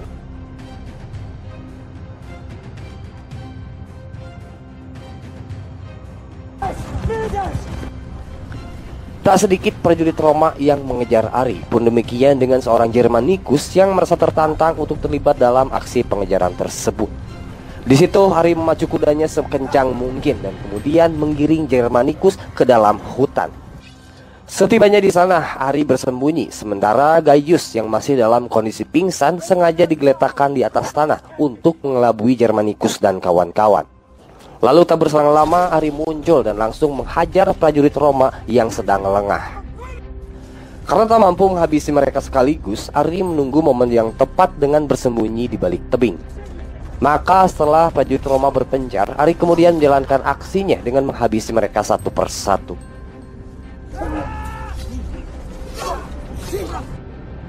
Di situ, Ari dengan beringasnya membantai para prajurit Roma dan hanya tinggal menyisakan seorang Germanicus. Namun, Ari memilih untuk memulangkan Germanicus dalam kondisi utuh sambil menyampaikan pesan untuk berhenti mengusik suku Germania. Karena jika tidak, ia mengancam akan melumuri Tiberius dengan darah orang-orang Romawi. Setelah berhasil lolos dari jeratan prajurit Roma, Ari dipusingkan oleh sikap Gaius yang tetap kekeh menolak untuk dibawa ke desa Serusci. Karena bagaimanapun, Gaius tak sedikit pun merasa bahwa darah suku barbar mengalir dalam dirinya. Sesampainya di kampung tercinta, Ari langsung disambut oleh Tallio dan kawan-kawan. Jelas di sini perhatian Ari langsung tertuju kepada pengkhianatan yang sebelumnya dilakukan oleh seorang marbot. Sementara di satu sisi Gaius akan berada dalam pengawasan seorang kawan Ari yang bernama Odpul. Hal pertama yang diperintahkan oleh Ari tak lain adalah meminta ketersediaan para kepala suku lain untuk menghakimi marbot bersama-sama. Namun sebelum masuk ke sana, fokus kita tertuju kepada seorang Didolina yang kala itu sedang dilarikan ke kediaman sang Prama Runa. Bila melihat kondisinya, Didolina mengalami luka yang cukup parah sampai-sampai terpaksa harus menjalani penanganan dengan cara yang cukup ekstrim. Terkait hal itu, Volkwin begitu sangat terpukul melihat kondisi yang dialami oleh sang istri. Apalagi penyebab dari semua ini dikarenakan usaha mereka untuk menyelamatkan Ari, yang notabene selama ini Volkwin tengah diliputi dendam tersendiri kepada sosok Ari. Untuk itu, Ari hanya bisa meminta maaf dan menyarankan kepada Volkwin untuk membawa Didolina ke desa Serusci guna mendapatkan perawatan yang lebih baik. Terlepas dari hal ini, sepertinya Thusnelda tengah memendam rasa kecewa setelah mengetahui kalau ternyata jauh sebelum ini suaminya itu sudah memiliki keluarga. Kemudian ia mencecar Ari dengan berbagai pertanyaan yang berhubungan dengan kehidupannya semasa masih menjadi prajurit Roma.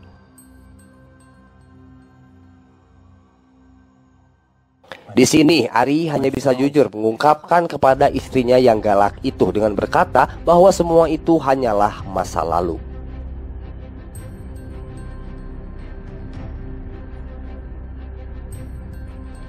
Kita buang pembahasan soal pelihara rumah tangga. Di Legion Roma, kita berfokus kepada sosok Pelapus yang dianggap sebagai pengkhianat. Mengapa demikian? Karena Germanicus berpikir bahwa Pelapus telah sengaja meloloskan Ari. Tak tanggung-tanggung, perbuatan yang disangkakan kepada Pelapus akan diganjar dengan hukuman penggal kepala. Lalu Pelapus dibawa ke hadapan para prajurit Roma beserta dengan beberapa orang penjaga yang dinilai telah lalai dalam menjalankan tugasnya. Turun sebagai eksekutor, Germanicus tak pandang bulu dengan memenggal satu persatu kepala para terhukum. Hingga tiba saatnya giliran seorang Pelapus, ia kemudian berteriak dan memohon untuk mempertimbangkan imbas dari eksekusi tersebut. Tiberius sendiri menyadari bahwa bagaimanapun keberadaan Pelapus cukup berpengaruh, terutama untuk mempererat hubungan mereka dengan marbot. Karena itu akhirnya Pelapus bisa lepas dari jeratan hukuman mati dan langsung mendapatkan sebuah tugas baru,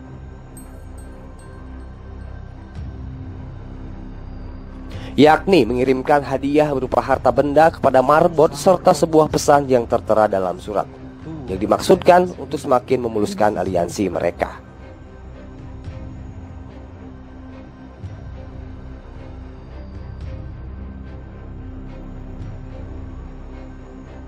Di sisi lain, kita melihat bagaimana begitu kesulitannya seorang Gaius dalam mengikuti cara bertahan hidup ala bangsa barbar.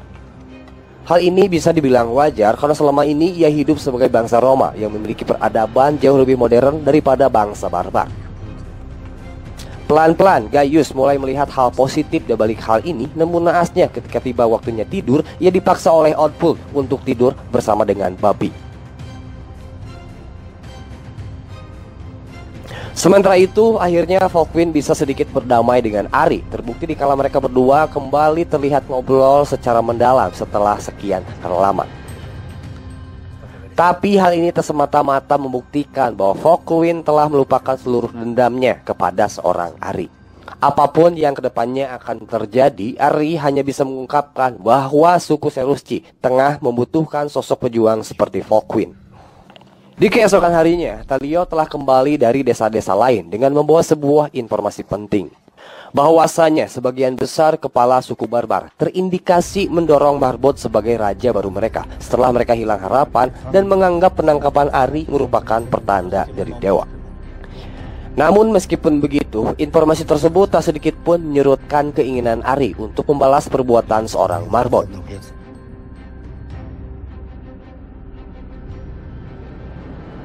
Maka sebelum masuk ke sana, kita beralih dulu kepada seorang Thusnelda yang memiliki sebuah kejutan terkait latar belakang anak kandungnya, yaitu Thumelicus.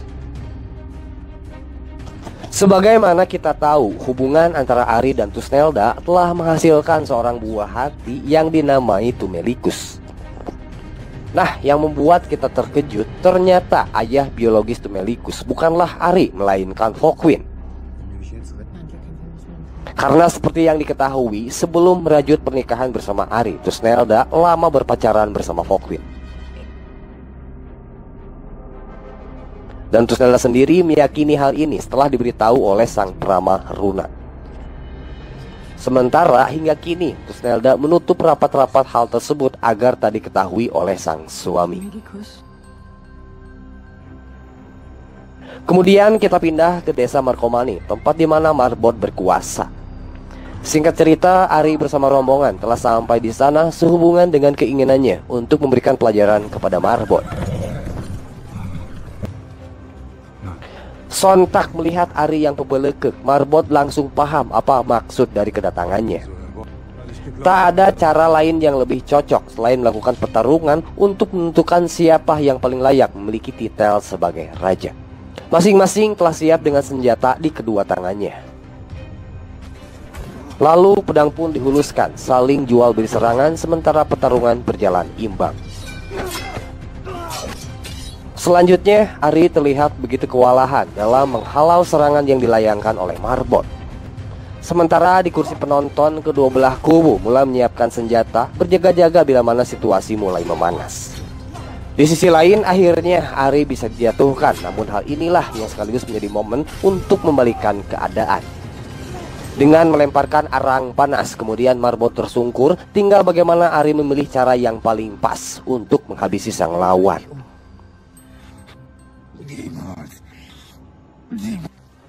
Namun di situ publik Marcomanni benar-benar dibuat terkejut ketika Ari tiba-tiba berlutut sembari berucap bahwa mulai saat ini ia mengakui Marbod sebagai raja.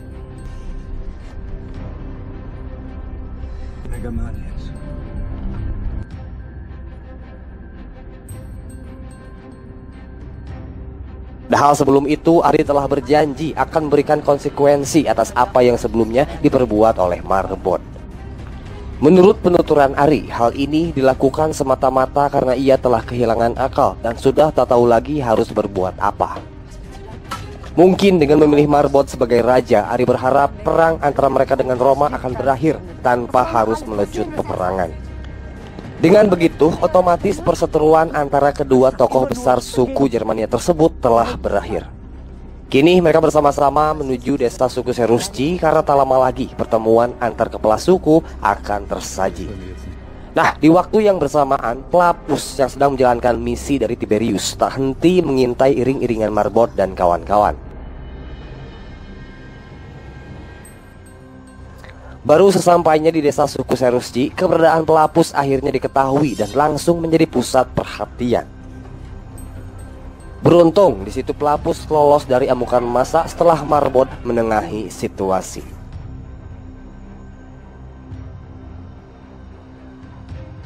Sesuai dengan tujuan awal, Flaccus menyerahkan pemberian berupa hadiah beserta sebuah pesan yang tertulis dalam sebuah kertas. Yang ternyata isi dari pesan tersebut merupakan perintah untuk membunuh Flaccus. Entah apa yang akan dilakukannya, apakah akan memenuhi perintah itu ataupun tidak, Marbod tak sedikit pun bereaksi dan mencoba menutupi hal ini dari Flaccus. Maka untuk sementara Flaccus akan menempati gubuk kecil demi menghindari hal-hal yang tak diinginkan. Tentu saja semuanya di bawah perlindungan langsung dari Marbod sendiri. Di luar hal itu, kita masih mempunyai bahasan tentang seorang Dinolina yang masih berkutat dengan luka parahnya. Dalam hal ini, Focwin terus setia mendampingi dan tak pernah berhenti memberikan dukungan agar sang istri segera bangkit dari keadaan. Nah, di sini kita mendapatkan fakta baru bahwasanya Didolina memiliki dendam tersendiri kepada bangsa Roma, terkhusus kepada seorang Germanicus, di mana ia sangat meyakini kalau Germanicus adalah sosok yang telah membantai keluarganya. Itulah mengapa Didolina terlihat begitu berambisi untuk bisa bangkit, karena ia ingin segera membalaskan dendamnya kepada Germanicus.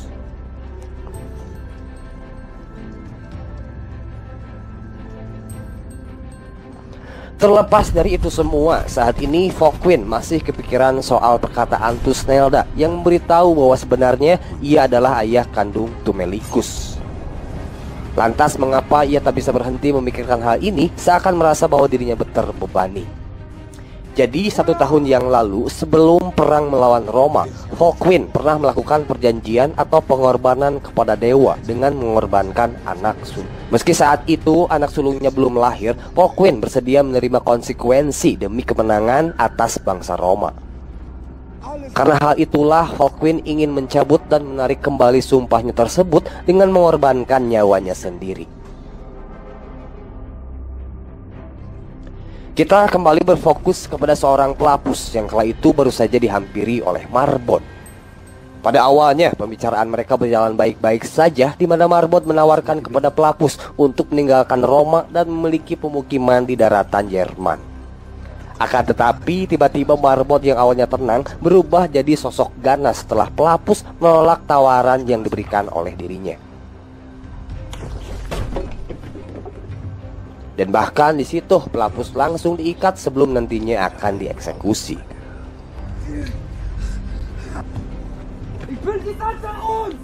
Terlepas bagaimana nasib seorang pelapus ke depannya, Marbod sejenak melupakan hal itu dengan menikmati waktunya bersama para pejuang suku barbar. Kembali sosok Marbod berhasil mendapatkan atensi para hadirin melalui pidatonya yang menyinggung soal bangsa Roma.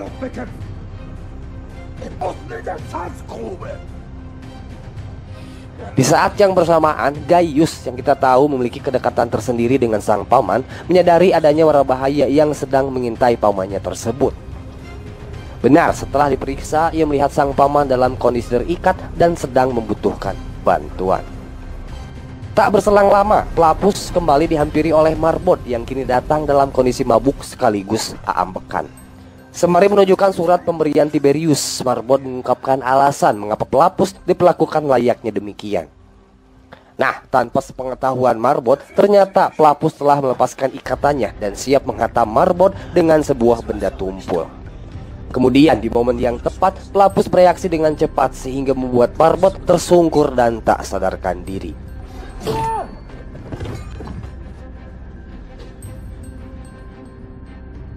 Dengan demikian, akhirnya pelapus berhasil melarikan diri.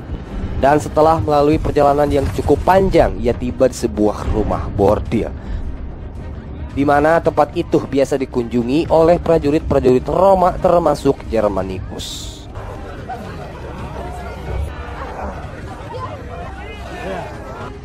Alasan ia datang ke sana tak lain adalah untuk mengajak seorang Germanicus menyerang suku barbar yang kebetulan akan mengadakan pertemuan antar kepala suku. Tentu saja Germanicus yang sedari awal begitu berambisi untuk menghabisi suku barbar tanpa berpikir panjang langsung menyetujui saran yang diberikan oleh pelapus. Sementara di satu sisi Marbod dan kawan-kawan tak begitu mempedulikan soal pelarian diri yang dilakukan oleh pelapus karena mereka tengah menanti pertemuan antar kepala suku, di mana pertemuan tersebut sekaligus akan menjadi momen penobatan Marbod sebagai raja baru suku barbar. Tapi sebelum masuk ke pertemuan itu, fokus kita tertuju kepada Segeste dan keluarga yang kini tinggal jauh di dalam hutan. Secara kebetulan di sana mereka melihat pasukan Roma yang tengah berjalan ke arah di mana pertemuan Folkmut diadakan. Sontak mereka langsung lari ke desa Serusci untuk memberitahukan hal tersebut. Namun para tokoh sudah beranjak pergi ke pertemuan dan hanya meninggalkan seorang Fockwin yang memang sedang fokus merawat istrinya.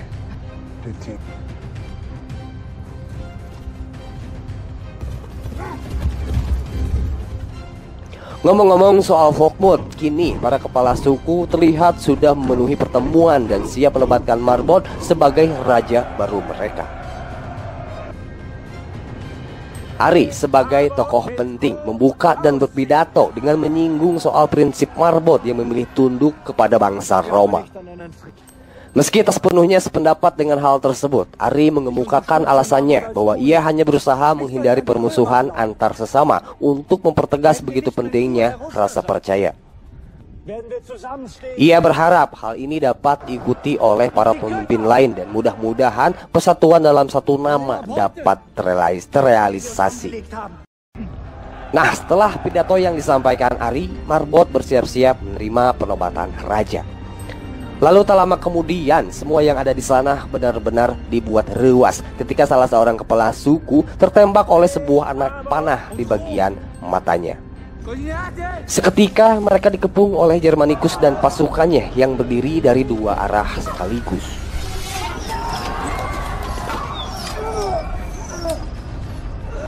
Tak ayal mereka semua tak bisa lari kemana-mana dan hanya bisa menerima fakta bahwa kini mereka tengah menjadi sasaran empuk. Sontak di sini Ari tersadar bahwa ia telah dikhianati oleh anaknya sendiri, yaitu Gaius. Untuk itu Gaius segera pergi dari sana dan lari ke dalam hutan. Sementara di saat yang bersamaan kita melihat begitu banyaknya pejuang barbar yang mati berjatuhan. Namun tak berselang lama, Folkwind datang bak pahlawan dan mampu menghentikan pasukan Roma yang serentak menghujani suku barbar dengan tembakan panah. Karena tak ingin mengambil resiko, Germanicus memerintahkan pasukannya untuk mundur. Di satu sisi, Ari, Dusnelda, dan yang lainnya hanya bisa terpelongo menyaksikan aksi seorang Folkwind yang tampil dengan sangat luar biasa.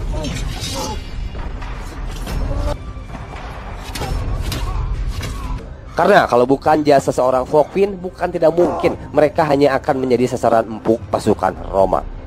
Kendati demikian, kejadian ini membuat mereka terpukul, mengingat tak sedikit kerabat yang jatuh sebagai korban. Apalagi dalam hal ini, khususnya seorang Marbod terlihat sangat menyesal atas kematian istri tercinta.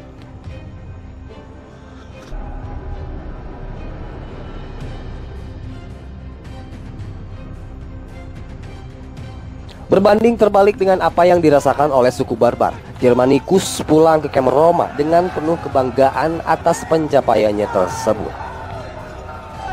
Di hadapan prajurit Roma, Tiberius akan mengapresiasi apa yang dilakukan oleh sang anak.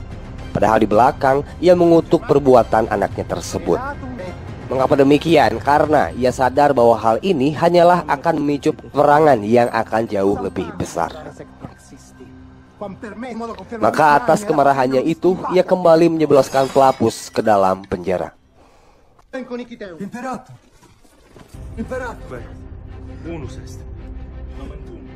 Di saat yang bersamaan, terdengar teriakan seorang Marbod yang meminta pertanggungjawaban dari Tiberius. Jelas di sini Tiberius mengaku tak mengetahui apa-apa bahwa hal ini bukanlah wewenang yang diberikan olehnya. Oleh sebab itu, Marbod mempertegas bahwa sudah tak ada lagi kata perdamaian di antara mereka.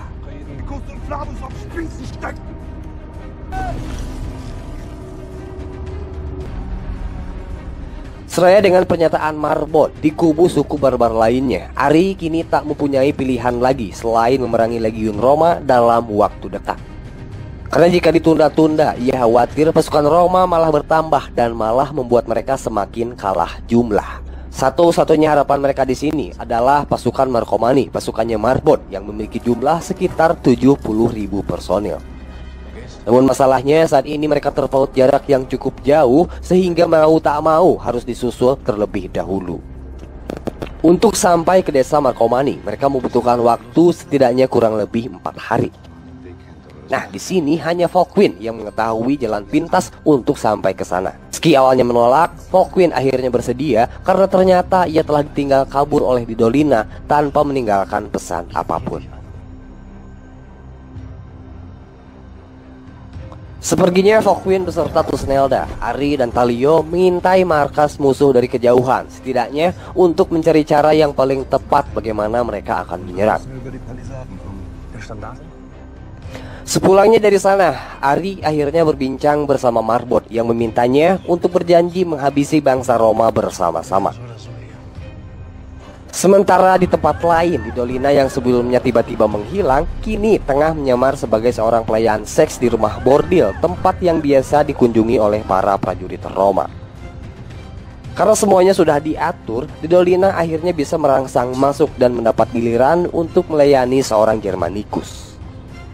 Namun sebelum membalaskan dendamnya, aksi di Dolina ditahan oleh Ari dan kawan-kawan yang datang secara tiba-tiba. Meskipun nyawanya masih terselamatkan, bukan semata-mata keberadaan Germanicus akan dilepaskan begitu saja, melainkan akan dijadikan bagian dalam rencana di pertempuran yang akan datang.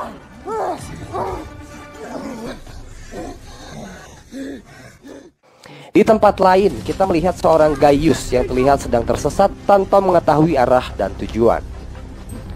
Selama di perjalanan, sepertinya ia mulai tersadar dan memilih jati dirinya yang sebenarnya sebagai bagian dari suku barbar.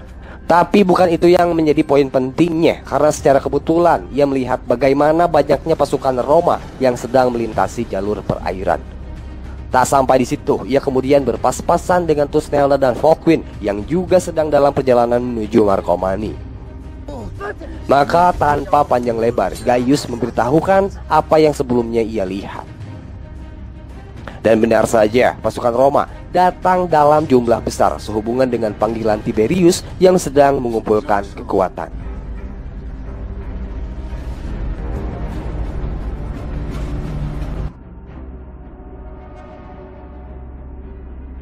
Kini Tiberius tengah mengumpulkan kekuatan besar dengan memanggil armada perang tambahan yang saat ini masih dalam perjalanan. Sementara di pihak berseberangan, tepatnya suku barbar, saat ini sedang berunding menentukan bagaimana sikap mereka terkait kedatangan armada tambahan Roma. Di sini mereka sadar bahwa bagaimanapun bangsa Roma unggul dari segi jumlah, meskipun belum dihitung dengan armada tambahan yang saat ini masih dalam perjalanan. Lantas sebagian dari mereka merasa pesimis, berbeda dengan Tusnelda yang tak sedikit pun merasa gentar melihat begitu banyaknya pasukan yang dimiliki oleh musuh. Karena itu Ari memutar otak dan memutuskan bahwa ia terpaksa harus mengerahkan siapapun yang sanggup mengangkat pedang, termasuk para orang tua. Setelah keputusan berhasil didapat, dalam fase ini semua yang terlibat mulai bergerak menyiapkan segala ornamen dan perlengkapan yang nantinya akan menjadi senjata di medan perang. Namun tak demikian dengan seorang Segeste yang secara tegas menolak berjuang bersama para pejuang lainnya. Karena sifat cemennya itu, ia sempat dimarahi oleh sang istri yang menganggap kalau suaminya tersebut sebagai seorang pengecut yang tak berguna. Tetapi mau dibagaimanakan pun, Segeste yang memang dari awalnya bersifat cemen dan licik malah membelot dan membocorkan rahasia suku barbar kepada komandan Roma yakni Tiberius.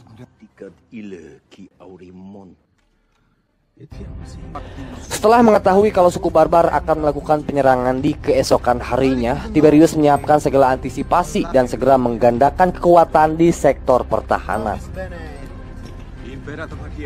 Di sisi lain, Tiberius sepertinya tak mempedulikan nasib sang anak Germanicus yang saat ini telah menjadi seorang tawanan. Jelas keberadaan Germanicus di sana otomatis menjadi sasaran intervensi dari seorang Didolina yang hingga kini masih menaruh dendam kepada dirinya. Kendati demikian, Germanicus malah meladeni sehingga membuat Didolina semakin nasdem dan berjanji akan menghabisinya di saat tiba waktu yang tepat. Setelah ini, akhirnya kita masuk ke momen yang paling dinanti ketika pasukan suku barbar mulai menyerukan gendera perang. Di sini mereka mengawalinya dengan menciptakan gumpalan asap dalam jumlah besar. Hal ini dimaksudkan untuk mempersempit jangkauan pandangan pihak musuh. Tak ayal hal itu kemudian ditanggapi oleh Tiberius yang langsung memerintahkan armadanya untuk maju ke arah timur. Padahal ini semua hanyalah sebuah pengalihan karena di arah sebaliknya Ari, Volkwin, Marbot, Talio, Tusnelda dan seluruh pasukan utama tengah menunggu sinyal dari pasukan yang berada di arah timur. Nah, sementara Ari dan kawan-kawan secara pelan-pelan mulai mendekati gerbang pertahanan musuh di arah timur, Tiberius beserta pasukan berada dalam mode siap bila mana terjadi serangan dadakan. Namun bukannya serangan yang ia dapatkan, Tiberius malah dikagetkan oleh kemunculan Germanicus yang terlihat buligir sembari menunggangi seekor keledai pula.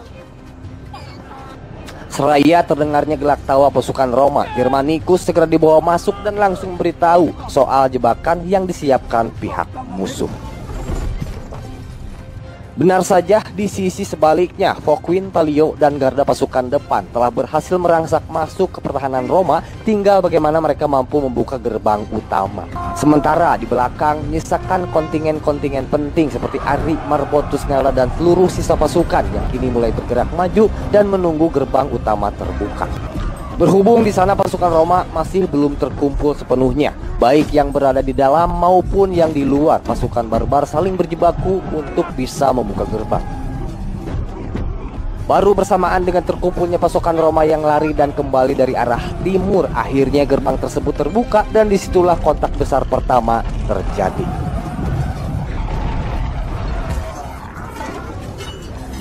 Pertama-tama kita berfokus kepada sosok Pelapus yang saat ini masih mendekam dalam kurungan. Jelas di situ Pelapus sebisa mungkin mencari cara agar dirinya bisa lepas dari dalam sana. Di sisi lain kita melihat bagaimana seorang Marbot yang hanya mengarahkan tujuannya untuk menemukan sosok Tiberius. Alih-alih mendapati yang sedang dicari, Marbot malah diserang oleh prajurit-prajurit receh. Keberadaan Marbot akhirnya disusul oleh Pelapus dan mereka berdua langsung berjibaku menghalau serangan yang datang bertubi-tubi. Naasnya Pelapus malah terkena tusukan sehingga membuat Marbot terlihat sedih mengingat Pelapus sendiri merupakan sang kekasih.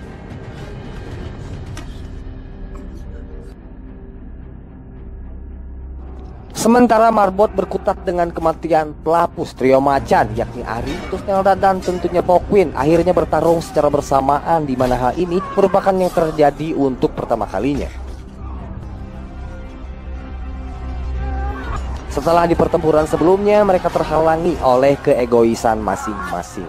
Jelas bila melihat dari segi kekuatan, tak ada satupun prajurit Roma yang mampu menandingi kemampuan mereka, bahkan hanya untuk menggoresnya 1 senti pun. Dalam fase ini, pasukan Roma terlihat mulai ketar-ketir, mengingat begitu luar biasanya gelombang serangan yang dilancarkan pasukan barbar. Pun demikian dengan seorang Didolina yang akhirnya mendapatkan kesempatan untuk bisa membalaskan dendamnya kepada Germani. Namun karena dalam hal bertarung Germanicus tak bisa dianggap remeh, malah Didolina yang di sini terjatuh sampai ditusuk di bagian kakinya. Melihat hal itu, Focwin segera menghampiri untuk melihat kondisi sang istri. Jelas Didolina tak memikirkan kondisinya dan hanya mempedulikan Germanicus yang ditakutkan malah kabur. Kemudian Focwin mulai menyisir medan untuk mencari tahu di mana Germanicus berada. Sayangnya di situ Focwin lengah karena secara diam-diam Germanicus muncul dari belakang sembari menancapkan pedangnya sampai Focwin tersungkur dan tak berdaya.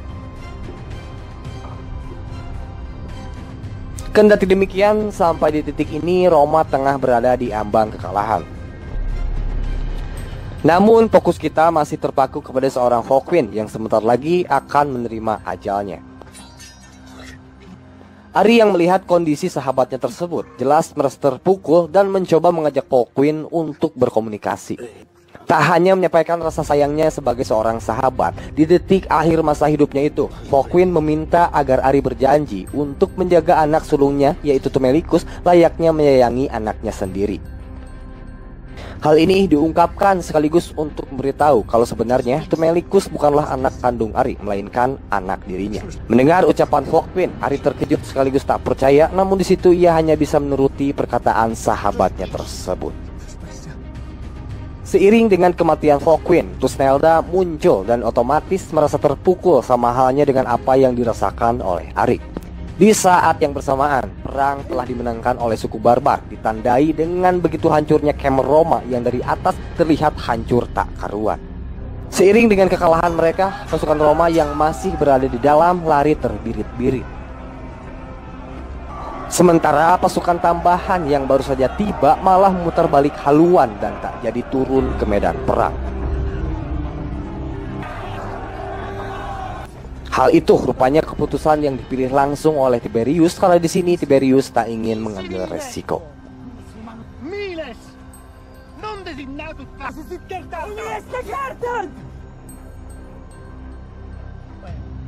Tapi tunggu dulu, kita masih mempunyai pembahasan soal Thusnelda yang menyadari kalau anaknya sudah diculik oleh seseorang.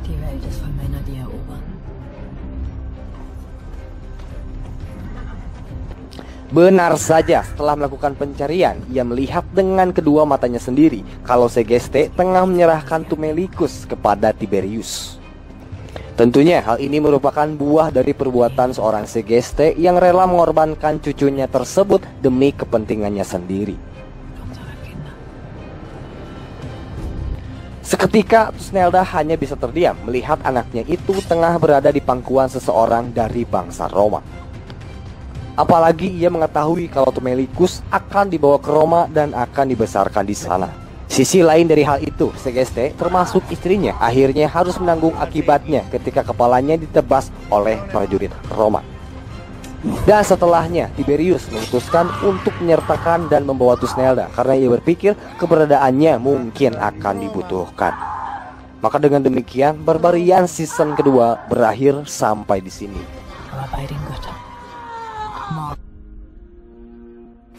Nah, untuk kedepannya saya masih belum mengetahui kapan Barbarian season yang ketiga akan digarap. Oke, terima kasih telah nyimak video ini sampai akhir. Tunggu kami dengan bahasan serial baru yang akan datang di video berikutnya. Mohon maaf bila ada salah-salah kata. Terakhir, kami Jonah Visual pamit undur diri. Assalamualaikum warahmatullahi wabarakatuh.